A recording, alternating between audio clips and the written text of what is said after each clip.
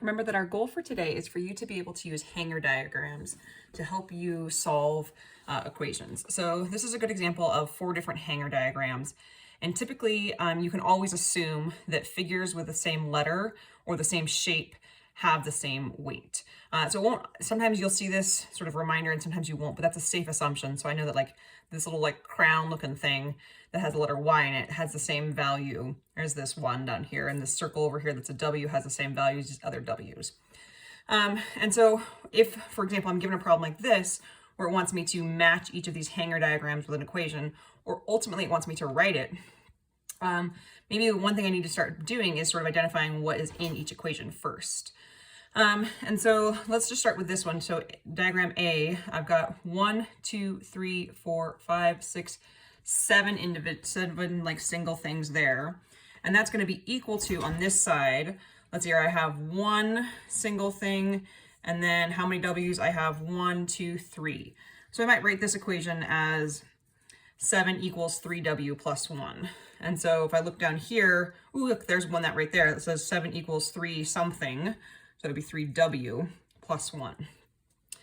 For equation B, now we can do that same sort of thing, just starting on one side. I see 1, 2, 3, plus, now I have 2 of these triangles, so that's 2Z.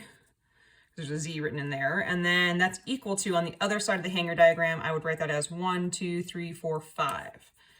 And so now I'm looking down here for 3 plus 2Z.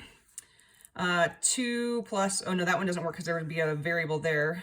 3, oh wait, no, that one does work. I do want that one. It's just opposite. I had it written as 3 plus 2Z, and this one is 2Z plus 3 equals 5. And this is, this works just fine because I can transfer that 2Z or that 3Z, I can do it like this because 3 plus 4 is the same as 4 plus 3 either way. This one for hanger C, looks like I've got 1, 2 single items plus 1, 2, 3 X's. So I'd write that as 3X. And then over here, that's equal to 3. And so now I'm looking down here where I've got 2 plus 3X.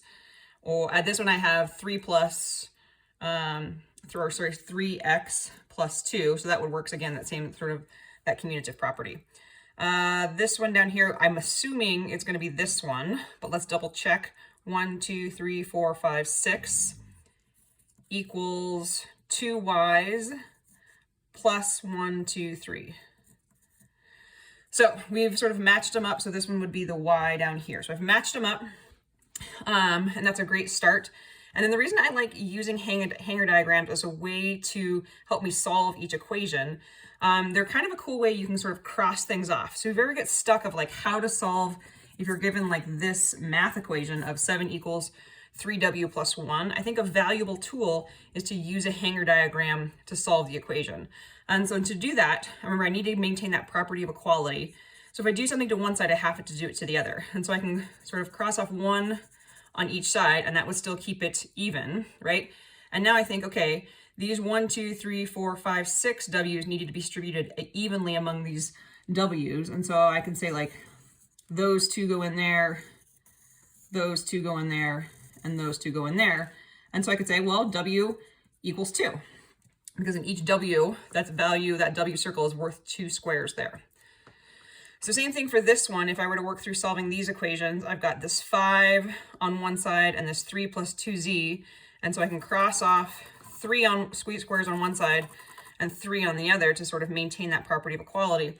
And now I'm just left with one triangle is one box on the other side. So I could write that as Z equals 1. So again, this is a valuable way to sort of visually represent the inverse operations that you've been doing. And so if you ever get stuck, this is a good strategy to have in your back pocket, especially if you're faced with something that's a little bit more complicated. So for the example on this one, now I've got 2 plus 3x equals 3. And so I can cross off 1, 2 on both sides. And now I'm left with, wait a minute, 3x is equal 1. And so essentially I have to like divide this 1 into 3 parts. I'm like, oh, 1 divided into 3, that's x equals 1/3, because 1/3 of it's going to go here, 1/3 of it goes there, and 1/3 of it goes there. So again, it's a helpful way when you're left with something sort of a little bit more obscure with fractions that you can think, okay, I now need to divide that box into X amount of parts. Same thing for this last one here. I've got 6 equals 2y plus 3. And so to start, I want to subtract 3 from both sides, which would look like that. And now I need to figure out, okay, I've got these 2 left and y over here. I'm like, okay, so 2 crowns is equal to same as 3 squares. And so I think, okay, that would essentially be y equals 3 halves, because I need to take, one is going to go into here, one is going to go into here, and then this one I have half needs to go into each. And so I could write that as y equals 1.5 or 3 halves. Either way is fine. So I like this strategy as a way to think about visually conceptualizing when you've got numbers that aren't whole numbers left over.